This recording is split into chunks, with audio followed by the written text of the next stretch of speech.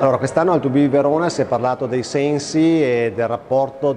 con i sensi e con la persona, quindi ancora la persona al centro e come la persona, diciamo, sarà protagonista del futuro.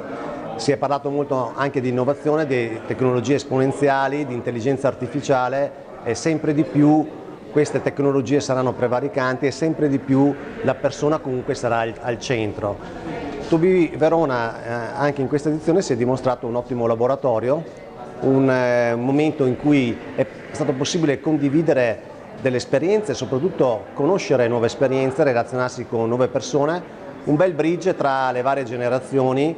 e quindi un'opportunità molto interessante anche per il prossimo futuro per Verona e per tutti quanti i veronesi.